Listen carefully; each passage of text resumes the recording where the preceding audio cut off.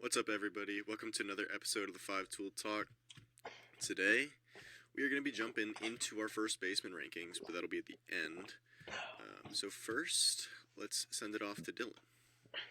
Well, we're going to start off lighthearted. We're going to talk about Shohei Ohtani's wife. She's a former professional basketball player in the Japanese league. Her name is Mamiko Tanaka. I guess it'd be Mamiko Ohtani now. She's played 4 years professionally. She's 27. In her final season, she had a shooting rate of 47% from the field and 70% from free throws. She averaged 7.8 points and 6 rebounds in 2023. He announced in the last month that he had gotten married, shocking everyone. And he'd said she's just a normal Japanese woman. I wouldn't say normal; she's a professional basketball player. But we finally finally know who it is, so that's cool. And let's lead off to Ben with the Dylan Cease trade breakdown. Dylan, immaculate insight as always. Perfect start to this recording session. Got So to let's keep it go lighthearted. to All right, so Dylan Got bad. Cease trade. Padres acquired, big rotation arm. Dylan Cease, former runner-up to the Cy Young. It's exactly what they needed with losing Blake Snell, or supposedly they're gonna lose Blake Snell. But in return, they got starting pitcher prospect Drew Thorpe, pitching prospect Jairo Iriarte, relief pitcher Steven Wilson, and young prospect Samuel Zavala. So, starting off with Drew Thorpe in this return for the White Sox, he was a second-round pick in 2022. He's a 23-year-old future starting pitcher who will not be on the opening day roster in 2024, but looks to make a semi-big impact later in the season. At Cal Poly in college, he was 17-8, 3.03 ERA. In the minors, he's a 14-2. He got up to Double-A, 2.52 ERA. He's the 85th best prospect in baseball. His pitch mix, interesting, only a three-pitch mix, pretty basic. Fastball, changeup, slider guy, 91 to 95, with elite location on the fastball. One of his main critiques is that his velo is not where it's not at an elite level. Sits low 90s, can run it up to 95. But in order for him to take that next step to become a one or a two in a rotation, he needs to have more velo. He's an elite location piece. And the changeup, low 80s, it's his best pitch, 70 grade pitch, and he's a good inning eater type pitcher. He's a pitcher that can go deep into games, he'll locate good, other things like that. He'll be looking to be in the rotation with Michael Kopech, Soroka, Fedde, Flexen, and Crochet. He'll get in there somewhere. Moving on to Jairo Iriarte, the Padres' eighth overall prospect, now the White Sox' eighth overall prospect. He's a 22-year-old pitcher. He made the switch from starting pitcher to relief pitcher midway through the year, and I think that could be big for him because he's got closer upside potential. His fastball runs it up to 100. Signed out of Venezuela. He's a pretty young guy, 22 years old, 3.5 ERA. He's going to help out that White Sox bullpen. Moving on to Steven Wilson. Big late inning guy for the Padres last year, super consistent. He's going to help out what is the worst bullpen in baseball with the Chicago White Sox. He's a dependable late inning guy. There's going to be Gregory Santos and him that are going to be the eighth and ninth. Samuel Zavala, 19-year-old outfielder, White Sox sixth overall prospect. He was in high A. He's still young, playing against older guys. He's only 19. He's got room to fill out. He's going to be an MLB guy later in his career. Good plate discipline guy. And yeah, that's pretty much overall. My final grades for the trade are a B plus for the Padres because they get Dylan Cease. Well, he is at a little bit of a risk factor of regressing and not being that same elite guy. He's still going to be in a rotation with Darvish, Musgrove, Cease, and King. That is a plus-plus pitching rotation that can lead them deep in the playoffs. And for the White Sox, I gave him a B because at the end of the day, you want more of a return for a big guy like Dylan Cease. He was one of their only star potential players on their roster last year. But Thorpe, Iriarte, Wilson, Zavala, that's a solid haul in places that they needed it. It's going to look for a good future for the White Sox. They're going to be good in the future because of this trade. I don't think they got screwed over. I think they got a good haul. What do you guys have to Yeah. say after my little yap sesh? Solid yap. give it an 8 out of 10. Uh, but I don't know. I think it's a good. Like you said, I think the White Sox could get more. I think the Padres, it's a great deal. You get that. You get like an ace caliber pitcher, and he still has 2 more years of team control in him, on him. So I mean, it's a good trade. They still have a pretty solid farm system, so they can afford to trade away those prospects. I think it's Yeah. pretty solid trade I on mean, both sides. they just got Thorpe from the Yankees in the Juan Soto trade. And by giving him up, they still have Robbie Snelling and one other guy, I forget who it is, but are still in their top 10 prospects for starting pitching prospects. It's not like they're losing their starting pitching in the minor leagues. They still have guys, you know what I'm saying, coming Okay. back. Yeah. And Yeah, I I think think so. it was very needed for the Padres, especially if they do end up losing with Blake Snell, which is going to happen because there's no way he returns after this long Yeah. of an off season. So yeah, like getting a guy in Dylan Cease who obviously wasn't himself last season, but was extremely good in 2022. That he almost led the White Sox to a postseason appearance somehow. If he can go back to anywhere near those numbers as compared to last season, he's going to help them immensely. Like their starting rotation is a lot deeper than people probably assume it's going to be. Like, yeah, Darvish isn't the guy he was 5 years ago. Musgrove isn't outstanding, but he's consistent. He's going to give you good numbers. And now getting a young guy in Dylan Cease who hopefully can only get better. It should make the Padres overall a better team. Where I do see them lacking, though, is their hitting. Like, you lose. Like, it's still going to be very good, but it's not going to be great. Like, you still have Manny Machado, you still have Bogarts, but losing one of the best hitters in baseball in Juan Soto for that trade, it's a little rough. Yeah, definitely. I mean, their outfield definitely isn't as strong as it was a year ago. They're still going to have guys like you said, Machado, Bogarts, all those people. But Tatis, yeah. Tatis, yeah. So like the biggest thing last year was they couldn't win close ball games, and a lot of times that comes down to hitting. Like straight up, hitters can't produce runs in the late innings. You're not going to win those close ball games. So that's something to really look for in this next upcoming season. And they lost their closer in Josh Hader, too. Yeah, and they just lost Wilson, who was their like seventh inning guy. So although to be fair, they did sign some relievers this offseason, but we'll see how they Yeah, pan that'll out. be interesting. Yeah. Hmm. Yeah. Uh, Staying with the Padres, well, not necessarily, but as I mentioned earlier, Blake Snell. It was mentioned today that he had a throwing session today. Um, there were two teams that we know for a fact were there, both being the Giants and surprisingly the Astros. Up until today, I don't think anyone had any expectations of Blake Snell being even connected to the Astros until I was looking earlier.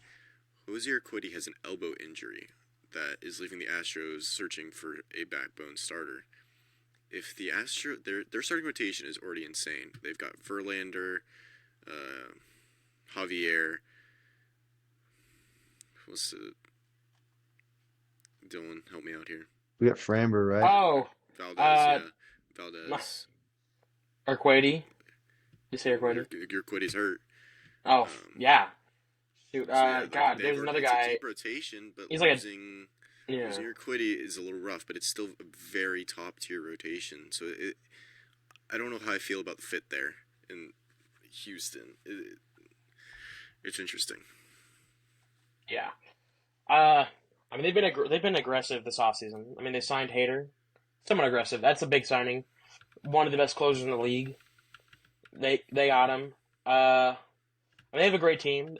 They won the series in 22, actually 2 years ago. Yeah, and they also won it. You know, obviously the fucking uh 2021 too. They won back to back, didn't they? no they won it. Was it 21 or 22 that they won it? No, Dodgers, Braves, Astros, Rangers. Yes, they won in 22. They 22, won it in 2017. 17 against the Dodgers, but that was the whole scandal. They've been a great team the past decade, though. You know, they've lost some guys. But they're great developing prospects. They have Pena. They still have Altuve. I'm blanking other guys. So they have a good team. Pena. All right. Bregman. They still have Bregman. Yeah. Um, They have Jordan and Kyle Tucker. Jordan, Oh my god, yeah, I'm stupid. Jesus. I know. It's such a great team. It's just like, I mean, they're gonna probably win the West. AL West. Maybe the Mariners Yeah, Maybe the fighting for it. Rangers. I their Oh yeah, the rotation. Rangers. The Fucking Rangers rotation now is outside of yeah, they lost Montgomery, Degrom and what Scherzer. Scherzer. I mean, Scherzer. those were. I mean, Outside of those two, Degrom's it's always injury prone. Scherzer's. I mean, Scherzer's Scherzer was an out elite Scherzer's for pitcher. part of the regressed. He's season not too. the same as he was. Yeah, so I mean their rotations, man, they're Yeah, I don't see anyone but else you know, you being still have consistent Seager since the and Angels. you still have Seager. You have Adolis Garcia. I mean, they have a good. They're a very good team. They Their have rotation's gonna be where they lack. Carter. Cause not Carter. He's Evan a prospect. Carter, They have Young. Yeah, There we Evan go. Carter. Heim. All Yeah, right, they have Jonah Heim. refocusing, It's gonna be a good. It's gonna be a good fight in the AL West. refocusing back to the rotation of the Houston Astros. They got Verlander, who's the guy that you think he's never gonna regress at this point. Like he just keeps proving over and Still over that 40 and he's he's still still a a Cy guy. Young contender. They got Framber Valdez, who's gonna be a dog. Christian Javier, who's gonna be good. You got Lance McCullers, who's gonna be serviceable. You got Luis Garcia, who's gonna be good. And then you got young guys like Hunter Brown and JP France, who's not necessarily as young, Yeah, but he's still a younger guy who could come and fill that role. I mean, the Astros are a team that's been rumored to. I mean, I don't know the exact numbers. But they're up by the luxury tax cap. So if they want to go over that and spend, I don't know why they would go over and spend for a guy like Blake Snell. Their rotation's already super high powered as it yeah. is. The only thing is they're lacking lefties, so I guess that'd be like the only logical thing. I think the only lefty I mean, they got only guys that Framber and Lance McCullers. Or no, just Framber. Lance McCullers is a righty. yeah, this So I Framber. That's what I'm guess saying. Like one lefty. I mean, you can roll with him, but you know, you'd want more.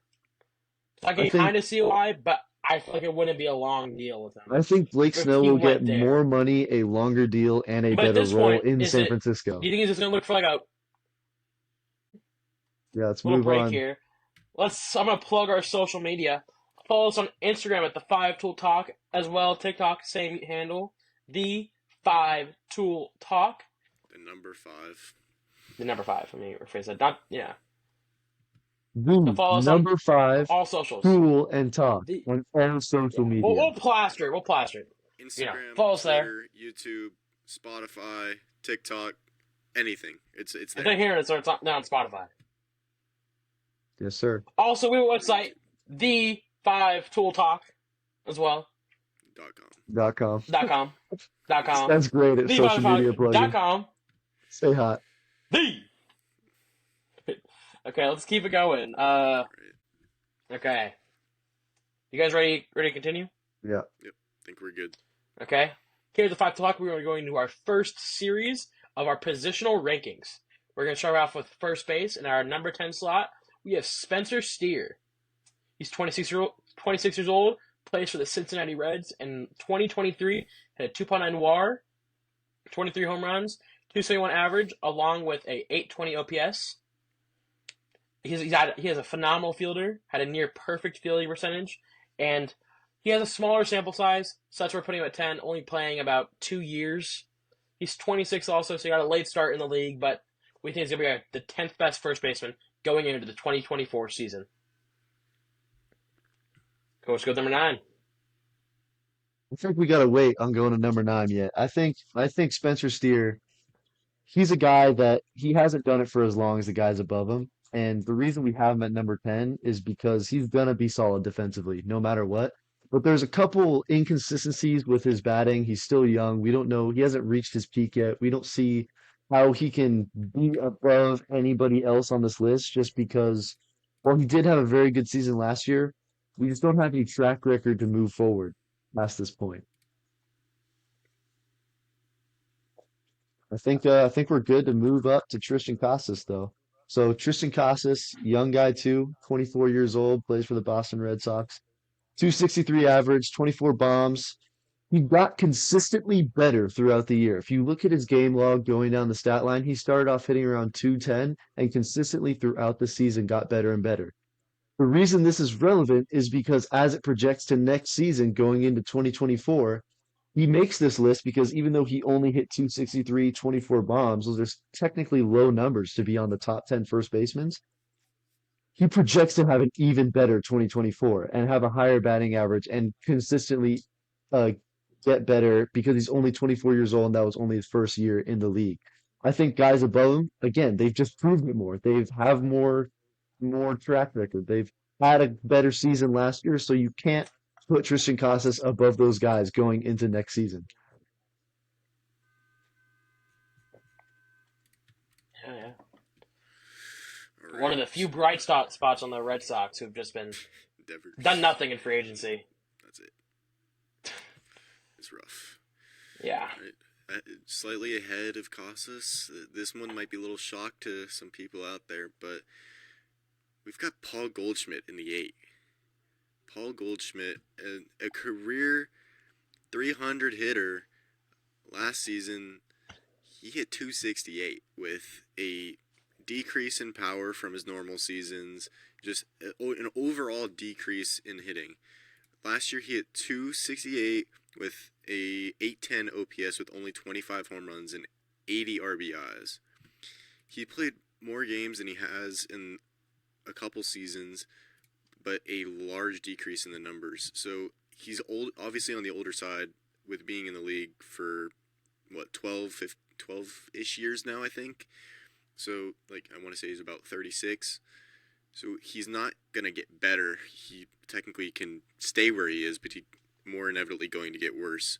So we don't see him going back to the old Paul Goldschmidt that we know in the days of Arizona and staying okay. Like obviously a very good first baseman, but not a top 3 first baseman that he was in his prime days.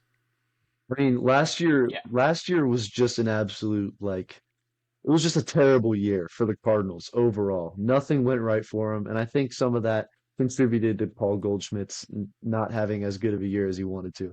But I do think the most important point that Kyle just said there was that he's 36 years old. He's going to regress. He may bounce back a little bit from last year just because last year was not a good year for him. Seeing that he was pretty recently an MVP winner. I just don't see a way that he's going to return to be above a bunch of these guys that are higher on the list. I think that he's going to either regress or stay similar to where he was last year, and that's eighth on our first baseman rankings. Yeah, I mean, I agree with that. It's just the biggest issue is just his age. You can only be so good for so long, and eventually the best players just regress. It's just how life is. Then we're ready to move on though All right, to our let's look at Christian Walker of the Arizona Diamondbacks, NL champions. Christian Walker, former Gold Glove Award winner, only 258, 33 bombs. He's an elite defender and only 32 years old. He's still in the prime of his career, still on an elite ball club, still helps them win day in and day out. I mean, 33 bombs, obviously impressive. 258's a little low. I mean, on base percentage only 333. I mean, that's basically what the guy above him hit in batting average this last season. So that's a major reason why he's not higher on the list. But the reason why he's above Paul Goldschmidt is because I think that he can still be playing like a player that's in the prime of his career. He can still be a guy that can win you a gold glove, hit 35 bombs, and give you a 260 batting average. And I think that, playing that elite defense at first base definitely gives him a boost. Yeah, I wouldn't say single-handedly, but him having one of the better seasons of his career last year propelled the Diamondbacks into winning that NL championship that nobody expected them to win at all. They swept the Dodgers, right? Like sweeping the Dodgers, beating the Phillies in a 7-game series.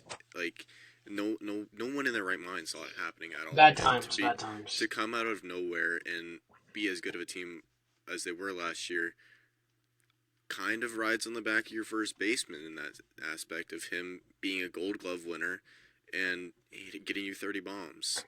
Without it, I like say you've got an average-ish first baseman, excuse me, who's going to hit you 15 bombs with and not a Gold Glove winner. See some errors there. It's not you're going to lose say maybe 5-10 more games and you're not going to be in that position. Definitely. Yeah, definitely. Yandy You Diaz know, of the Tampa Bay Rays. This guy, he might even be a little low for this list. He's a breakout star. I mean, didn't break out last year, but he's very elite baseball player. He hit 330 in batting average last year, 5.2 WAR, 22 bombs. He's only 32 years old. He's still in the prime of his career. He's a guy that's not as good defensively as Christian Walker, but he rakes. He can flat out just hit the baseball. 330 batting average, 22 bombs. I mean, first base is a position where you don't have to be a great defender to play first base. Yeah, it helps to pick the ball, do all the good stuff that Christian Walker does, but if you're gonna have a big slugger play a position and it can't be DH, might as well be first base. Yeah. Going on to number 5. Kyle, take it away. All right, so number 5, it's gonna be Vladimir Guerrero Jr. He, it's a little shaky. Like you could maybe say he could fit ahead of our 4 slot, but I think after the slow start he did have last season, it's not a guarantee that he's gonna be as good as he was in 2021, 2022. I do think he does bounce back to near those numbers, but it's not going to be the insane season he had in 2021. But last season, obviously, had that extremely slow start that was the talk of the baseball world. But he did bounce back later in the season, finished the season hitting .264 with 26 bombs, 94 RBIs, and a 789 OPS. That OPS is kind of low for what you expect to be a really good hitter from the plate. So it's a drop off from 2021 where he had an OPS of over 1,000. But the thing is, his defense still isn't that great. It's decent, but it's not the astronomical numbers of guys like Christian Walker and even Paul Goldschmidt numbers. But it's serviceable at first that he can win you games there, and that he's still young. He is 25 years old, so he's gonna be better. He's got a long time left in the league, so I don't think he's gonna be as bad as he was last season. I think you're exactly right on that. I think he still has room to get better, and I don't think he's going to start the way he did last season. Almost nobody, I mean, two, three, there's like 3 guys on this list above him that are guys that can hit you 40 plus bombs in a season, get you over 100 RBIs, like get you to that point where like nobody else besides those 3 guys above him on this list can mash the way he does. He's the only guy with the potential Yeah. to hit that way. So even though guys like Yandy Diaz hits 330, they hit 20 bombs. They don't hit 40 bombs. They don't drive in 120 guys. They drive in 100 guys. Vladimir Guerrero is the type of run producer that teams really need at the first base spot. So that's why he's at the number 5. Yeah, I mean, one of the best players in baseball. I don't think one down season is going to hurt him. You know, great player. Also, the show 24 cover athlete. I want to throw that in. Going on to number 4. All right. What? No, go ahead, Kyle. Go ahead. Take it away. Vladdy in spring training this season, he's hitting .417 in spring training right now. So, like, only 24 at bats, but I mean, he's still got 10 hits with 2 home runs with an OPS of 1,100. So, if he can stay at that high level that he's at in spring training right now, I think it's going to be very good. So, he could maybe finish higher at the end of the season. Who knows? He could maybe finally win that MVP. You know, we'll see. Maybe we'll see. Who knows? We'll never know. Going to number 4, we have the polar bear, Pete Alonso. Okay, in 2023, he had, let me pull up the stats, a 3.2 WAR, 46 home runs with a 217 batting average. You know, he's not an average guy. He's gonna get you 40 bombs a year consistently. He's gonna slug the fuck out the ball. My bad. Family friendly stream. My bad. Excuse my language. You know, I mean, he's been one of the best first basemen since he burst onto the scene, winning Rookie of the Year, and breaking the rookie home run record. You know, he's just been such a power hitter. You know, what can you say except he hits fucking bombs, right? He's one of the best. He's one of the best power hitters in baseball, really, and that's why we kind of put him at number 4. Man, you can't go 3 minutes without cursing, can you? Twice in a span of 2 sentences. Can we get like a black bar sensor going on, like a beep? Oh my god. Might need to. Do we have Yeah. that in the production budget? Is that on the budget? Can we It, afford it, that? it might delay the release of this episode a little bit if we do that. Gosh, Yeah. we have to get the Bio Boys editor on this. We don't need to talk about that. But yeah, Pete Alonso, I mean, for one, I kind of dislike the dude just because dude takes the home run derby like it's the World Series. He takes it so damn serious. Does one thing, Kyle. Like, Let him have it.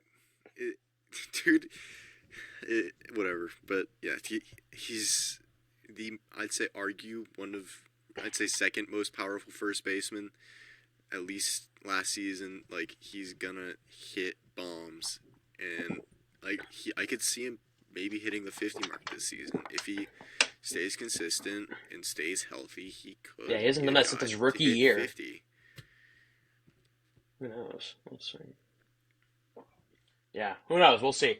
Let's keep it going. Bryce Harper, missed some time. Dude, What's all perfect? yeah, holy, Perfect Bryce yeah, Bryce Harper.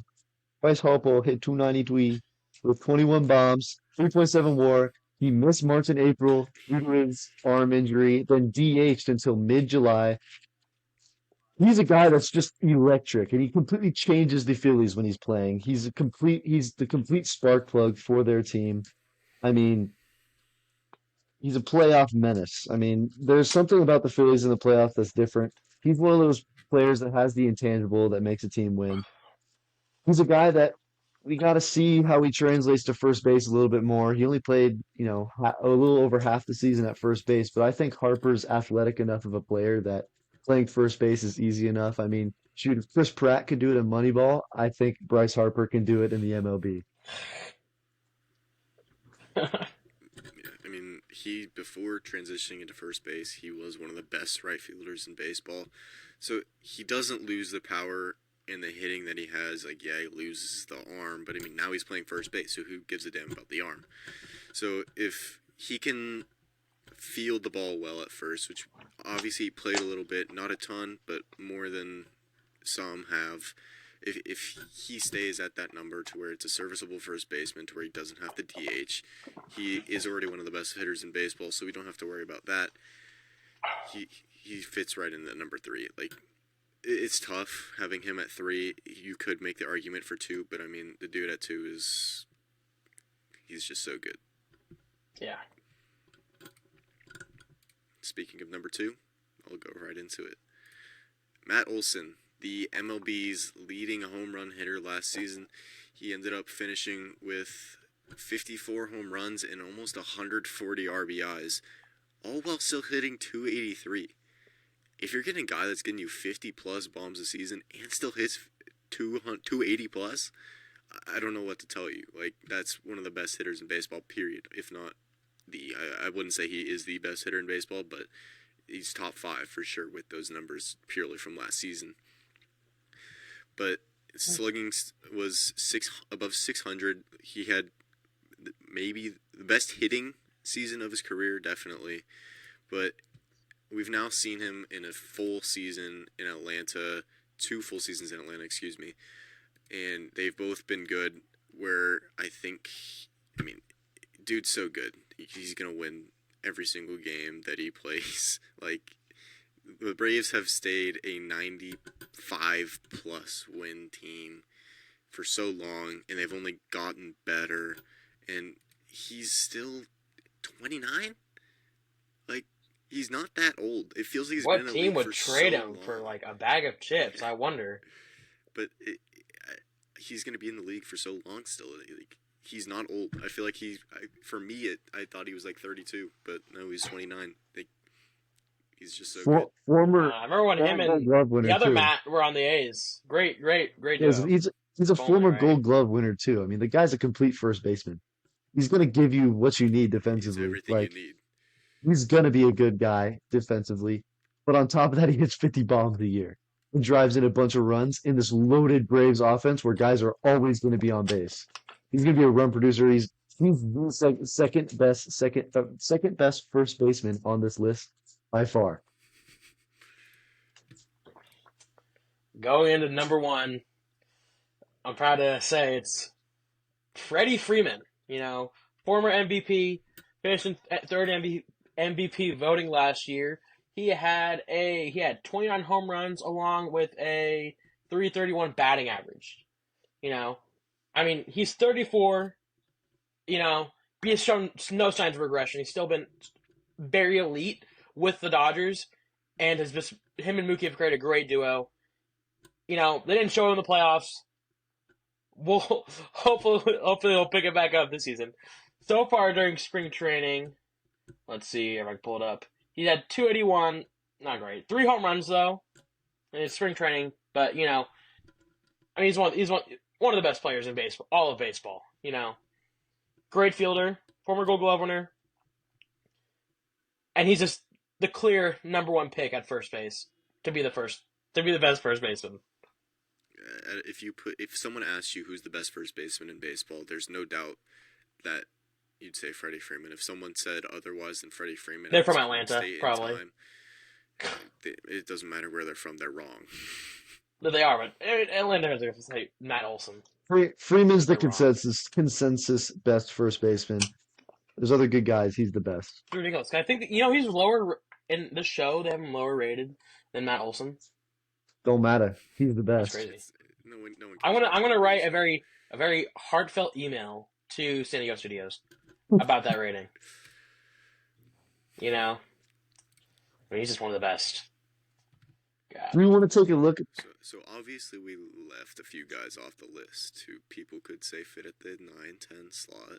Do we want to jump straight into that? I think, do you want to do our comparisons first, or?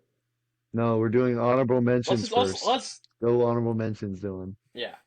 It's our list, and then we're comparing it to their list. Okay, well, you guys go. It's Kyle. So, I'd say arguably the first guy off the list, we had a small debate about it, maybe 10 slot, but just missed it. Josh Naylor, dude came out of nowhere from my perspective. I didn't know anything about him until the last 2 years, I'd say, probably. Last year he hit 308.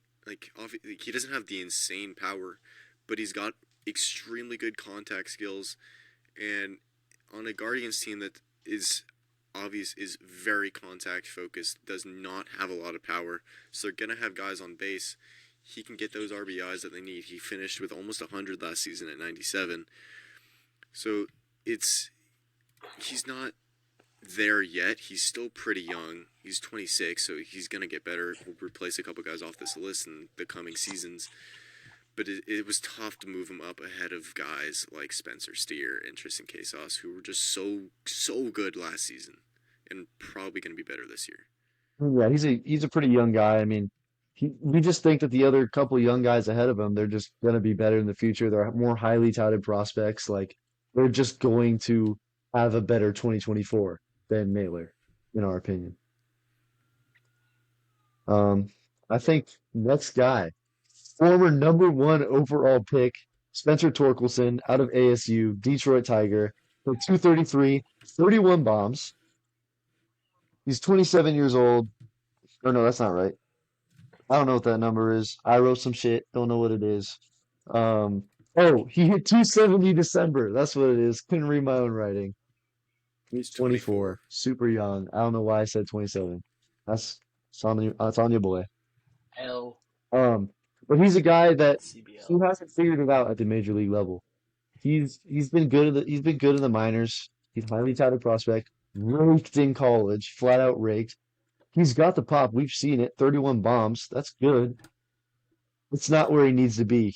The reason we left him off this list is because he's hitting 233 last year. He hasn't figured it out. He hasn't put that season fully together to prove to us that he deserves to be on the 2024 top 10 first baseman list. Yeah. Definitely. Okay, we're going to go into this guy. I'm not sure he deserves an honorable mention, but I want to talk about him. He missed all of last year, but he just signed a 2-year deal with the Milwaukee Brewers with an opt-out after 24. Rhys Hoskins. Okay, he's hit, let's see, he hit 30 bombs in 2022, 27 in 2021. Like I said, missed all 2023 with, was it Achilles or was it ACL tear? I think it was ACL. I think. Yeah. Don't He missed don't all at me last on that. season. He might DH some, but from what I can tell, he's gonna fill first. 'Cause they don't really have a first baseman in Milwaukee. But I think he's gonna be a good guy. He usually bats around that 240-ish range. The past 3 seasons, he batted 246, 47, and 45. But he's gonna give you probably 25 to 30 bombs, and I think he's just a solid player. I'm interested to see what he's gonna do coming off this injury. Now, He's an I interesting also player. would like to go into something. He had the crazy good off-season playoffs for the Phillies in their World Series run that they ended up losing. But coming off an injury like that, yeah, he plays first base, but it's still, you've got to be able to move around super well at first. So it's tough to see if he's going to play and how much he is going to play, and if he's going to be the same player that he was, because those injuries are always rough. So being able to play, I don't think he's going to play more than 130 games this season. So his numbers are probably going to take a bit of a dip. So it'll be interesting. Yeah, definitely.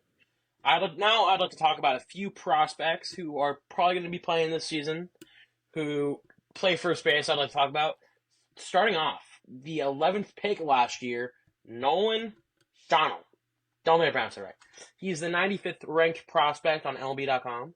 He played 29 games, got called up right after getting drafted, played a little bit in the minors, but played well, got called up quick. And 109 at bats in the major league level. He had 286 with 1 home run, with a 402 OBS and 732 OPS. He looked good. And the Angels who lost Shohei, not a great team overall. They have Trout, they have Rendon, who just likes to sit on his ass and for like $30 million a year. He's gonna have a chance to shine, maybe be one of the better players on that roster, and I think he's got potential. So far in spring training, he has a 286 average again, and he has a 429 slugging and a 771 OPS. His OBS is a little bit down from his time in the bigs, but we'll see. The thing I want to talk about is Michael Busch, 26 years old, the 51st ranked MLB prospect, was acquired by the Cubs this offseason from the Dodgers. He can play second. I don't think he's played much in the majors for the Dodgers. He got a couple of games last year. 27 games, 81 at bats. 72 at bats, my apologies. And he did not play well. 167 average, 2 home runs. Not great. Minus .5 WAR. But I think he's going to be able to start there. He's going to be able to start in Chicago. Don't have that not much competition at first. They have Matt Mervis, who looked about just as bad. But, I think he's a good player, and he's 26, so he's getting a late start, but we'll see.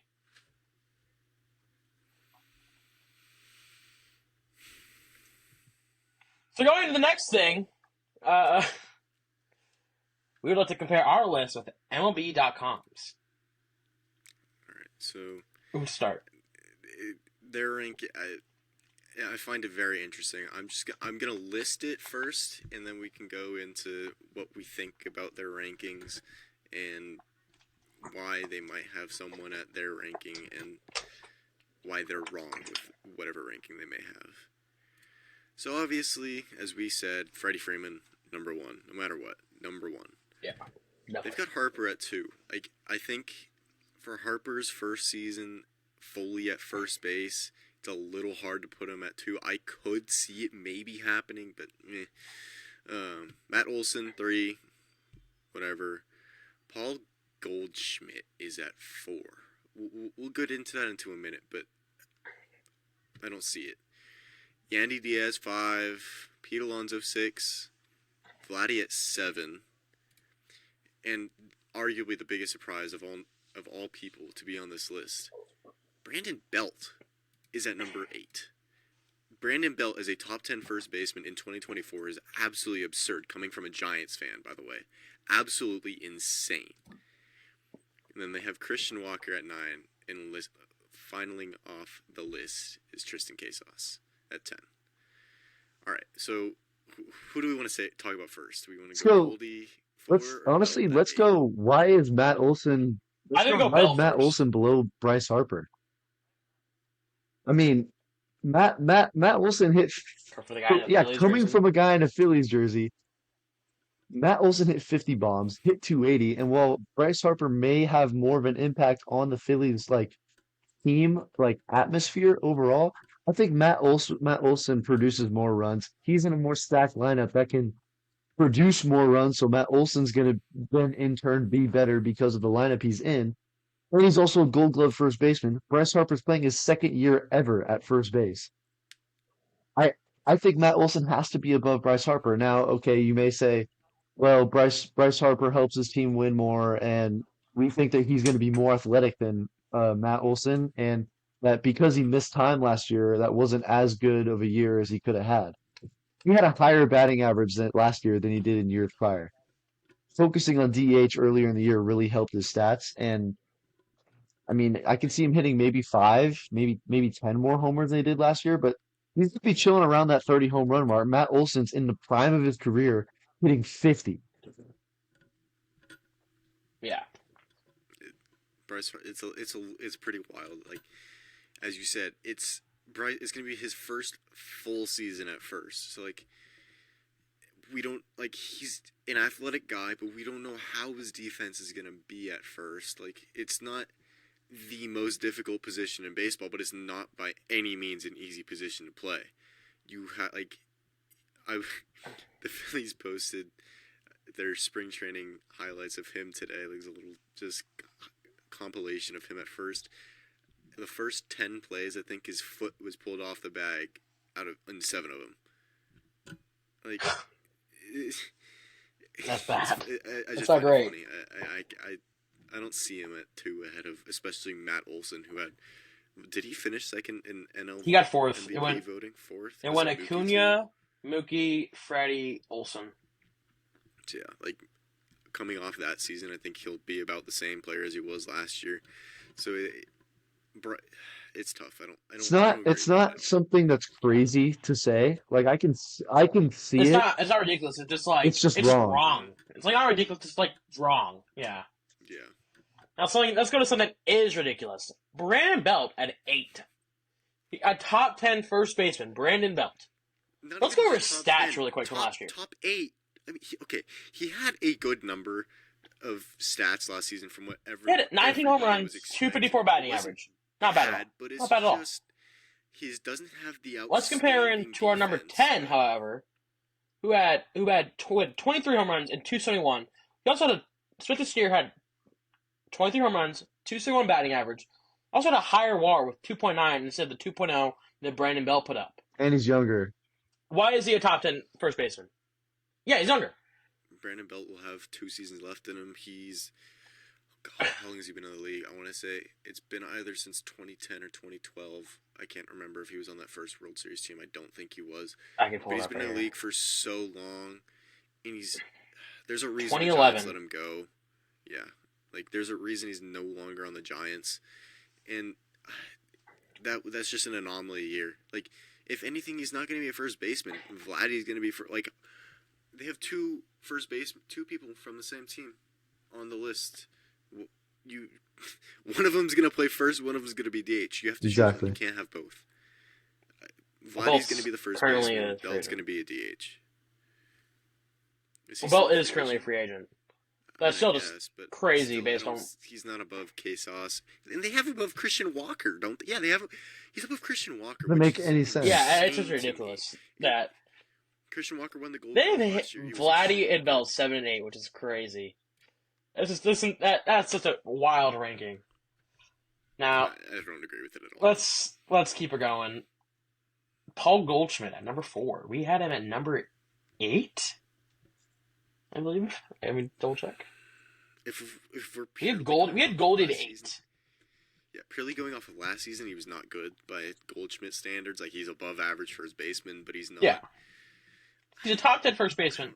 He's not top 5 first baseman though. Not anymore. You know, Too late now. And like, do they think he's gonna have a better season than he did last year? Which I don't think he is. He's getting older. I just don't think he's gonna go back to the form he used to have. He's a great player. I think he'll be a top 10 first baseman. I don't think he's going to be a top 5 first baseman, let alone be the 4th best. Above guys like Vladdy Guerrero, who we think is going to have a bounce back season. And above Yandy. And Pete Alonso? Above Pete Alonso That's is crazy. by not even one spot, by 2 Doesn't make spots. sense. For a guy who... This is purely, I think that's purely based off the fact that he won the MVP semi recently. But he's 36 years old. He's regressed. Like he's not the Yeah. same Paul Goldschmidt that we know and love. Like he's still going to be a very good player. Yeah. He's a top 10 Oh, first definitely. baseman for sure. But top 5, top 4. That's pushing it. That's pushing it. Well, guys, that is the 4th episode of the 5 Tool Talk. Thank you for joining us. See you later.